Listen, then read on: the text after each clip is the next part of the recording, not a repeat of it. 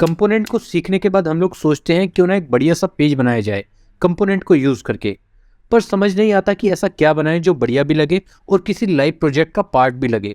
तो मैं आपको एक आइडिया देता हूँ, क्यों ना हम एक डैशबोर्ड पेज को बनाएं with the help of angular component. Interesting. तो दोस्तों इस वीडियो में हम इस डैशबोर्ड पेज को बनाएंगे कंपोनेंट का यूज करके। तो ये बहुत इजी और इंटरेस्टिंग होने वाला है।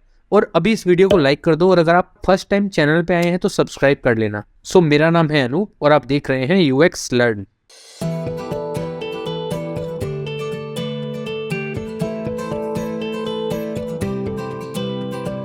Welcome back. तो दोस्तों सबसे पहले मैं आपको बता देता हूं कि ये वीडियो उसी वीडियो के आगे का पार्ट है, जो वीडियो मैंने अभी लेटेस्ट अपने दूसरे चैनल यूएक्स ट्रेंड पे बनाई है, जो कि है कंपोनेंट इन एंगुलर एक्सप्लेन्ड। उस वीडियो में मैंने बताया था कि कंपोनेंट क्या होता है, कंपोनेंट को क्रिएट करने के दोनों तरीके भी बताए थे। और अब इस वीडियो में हम कंपोनेंट को यूज करके बनाएंगे ये डैशबोर्ड पेज।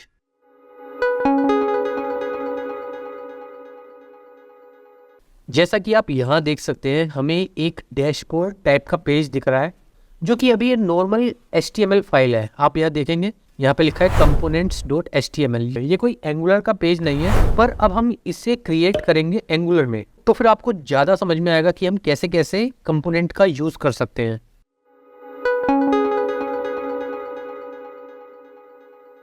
तो अब हम क्या करते हैं, सबसे पहले एंगुलर में एक कंपोनेंट बनाते हैं जो कि होगा डैशबोर्ड कंपोनेंट। ये हमारी एंगुलर ऐप है और यहाँ पे एक कंपोनेंट बनाते हैं डैशबोर्ड। अब कंपोनेंट बनाने के लिए हमें करना पड़ेगा ng जनरेट। आप लोग शॉर्ट फॉर्म में जनरेट की जगह जी भी लिख सकते हैं, ng और कंपोनेंट की जगह c। कंपोनेंट नेम क्या होगा, डैशबोर्ड, ngGC डैशबोर्ड। तो अब आपने देखा यहाँ पे एक कंपोनेंट बन गया डैशबोर्ड और ये रजिस्टर्ड भी हो गया ऐप मॉड्यूल में। हम चेक करते हैं ऐप मॉड्यूल, तो यहाँ पे आ गया डैशबोर्ड कंपोनेंट।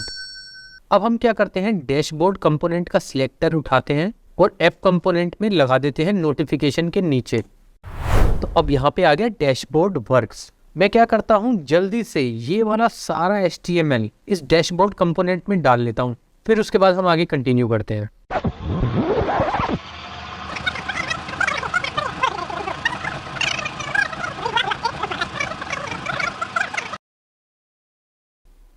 तो दोस्तों अब आपने देखा, अब हमने यहाँ पे डैशबोर्ड कंपोनेंट बना लिया और उसमें अपना सारा HTML CSS वगैरह सेटअप कर लिया। अगर आपको इस डैशबोर्ड पेज का HTML चाहिए प्रैक्टिस के लिए, तो आपको कमेंट सेक्शन में जाना है और टाइप करना है HTML।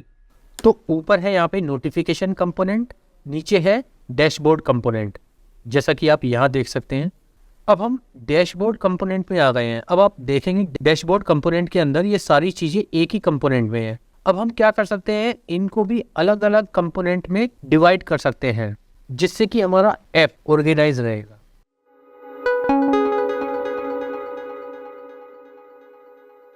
तो हम सबसे पहले क्या करते हैं, ये वाला जो पार्ट है इसके लिए कंपोनेंट बनाते हैं हेडर कंपोनेंट। तो मैं डैशबोर्ड फोल्डर के अंदर ही बना लेता हूँ। यहाँ पे मैं क्या करता हूँ, ओपन इन इंटीग्रेटेड टर्मिनल। तो अब ये उस वाले पाथ को लोकेट करता हुआ है। अब मैं यहाँ लिखूंगा ngGC हेडर। तो अब आपने देखा, अब यहाँ पे आ गया हमारा हेडर कंपोनेंट। तो हम क्या करते हैं, चलते हैं डैशबोर्ड कंपोनेंट के अंदर। अब यहाँ पे जो हेडर पार्ट है, हम इसकी जगह क्या लिखते हैं, ऐप हेडर। और ये वाला सारा कोड यहाँ से करते हैं कट और चलते हैं हेडर कंपोनेंट में। अब हम चेक करते हैं, तो अभी भी हमारा सेम वैसा ही दिख रहा है, कोई हमें अंतर नहीं दिख रहा। बट अब हमारा जो कोड है वो थोड़ा सा ऑर्गेनाइज हो गया है। ये हेडर चला गया है हेडर के कंपोनेंट के अंदर। अब बाई चांस हमें कुछ हेडर में काम करना हो तो हम सीधा इस कंपोनेंट में जाएंगे, यहाँ अपना काम खत्म करेंगे, सेव करेंगे, काम खत्म। हमें इस पूरे पेज में जाके हेडर का पार्ट ढूंढना नहीं पड़ेगा।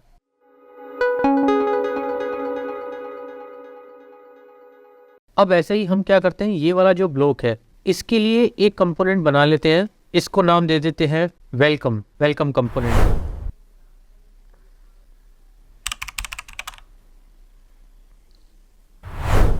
तो अब आपने देखा यहाँ पे एक और कंपोनेंट आ गया जो कि है वेलकम। अब हम क्या करते हैं, डैशबोर्ड कंपोनेंट में जाते हैं और यहाँ पे ये वाला जो कार्ड है ये यहाँ से शुरू हो रहा है, यहाँ खत्म हो रहा है। इसको करते हैं हम कट और यहाँ पे क्या लिखते हैं, ऐप वेलकम। और वेलकम कंपोनेंट में चलते हैं और यहाँ पे वो पेस्ट कर देते हैं।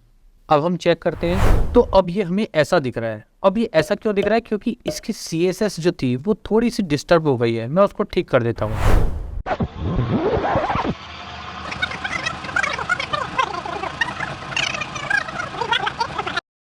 तो अब मैंने उसकी CSS को भी एडजस्ट कर दिया है।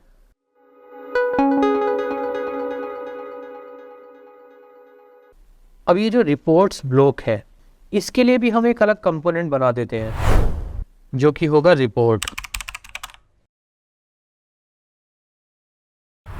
तो अब आपने देखा यहाँ पे रिपोर्ट कंपोनेंट आ गया। तो अब हम यहाँ पे इसकी जगह लिख देते हैं एफ रिपोर्ट, और ये वाला जो HTML है यहाँ से कट करते हैं और रिपोर्ट कंपोनेंट में पेस्ट कर देते हैं। अब हम चेक करते हैं, तो अब इसकी भी थोड़ी सी CSS हमें एडजस्ट करनी पड़ेगी, जो मैं कर देता हूँ।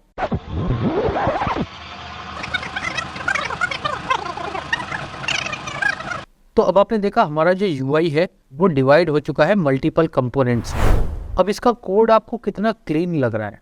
इसमें क्या है? एक हेडर कंपोनेंट, एक वेलकम कंपोनेंट, एक है रिपोर्ट कंपोनेंट। पहले आपने जब देखा था तो ये पेज कितना मैसी लग रहा था, कितना सारा कोड था। अब हर ब्लॉक का कोड उसके रिलेटेड कंपोनेंट में चला गया है। अब हम यहाँ पे देखेंगे डैशबोर्ड का एक फोल्डर दिखाई दे रहा है, उसमें हेडर, रिपोर्ट, वेलकम, ये 3 कंपोनेंट है। तो इस टाइप से हमने इस पेज को डिवाइड कर लिया है मल्टीपल कंपोनेंट्स में। और अगर हम चाहें तो इस रिपोर्ट वाले कंपोनेंट में भी 4 अलग अलग कंपोनेंट बना सकते हैं इनके लिए, पर फिलहाल मुझे उसकी कोई जरूरत नहीं लग रही। ये सब मैंने आपको समझाने के लिए डिज़ाइन किया था। तो दोस्तों आई थिंक आपको समझ में आ गया होगा कंपोनेंट के बारे में सब कुछ। और फिर भी अगर आपको कुछ डाउट रहता है तो आप इस वीडियो के कमेंट सेक्शन में जाके वो डाउट मुझसे पूछ सकते हैं। तो दोस्तों ये वीडियो आपको कैसी लगी मुझे कमेंट सेक्शन में ज़रूर बताएं। दोस्तों अगर आपको मेरी वीडियो पसंद आई है तो आप इस वीडियो को लाइक करें और शेयर करें। और इसके अलावा आप UX लर्न को फेसबुक, ट्विटर और इंस्टाग्राम पे भी फॉलो कर सकते हैं। दोस्तों अगर आप न्यू हैं मेरे चैनल पे तो प्लीज मेरे चैनल को सब्सक्राइब करें। Thanks for watching, see you in next video. अगर आपको मेरी ये वीडियो पसंद आई है तो इस वीडियो को लाइक कीजिए और सब्सक्राइब कीजिए मेरे चैनल UX ट्रेंड को, ताकि मेरी नेक्स्ट टेक्नोलॉजी वीडियो का अपडेट आपको मिल सके।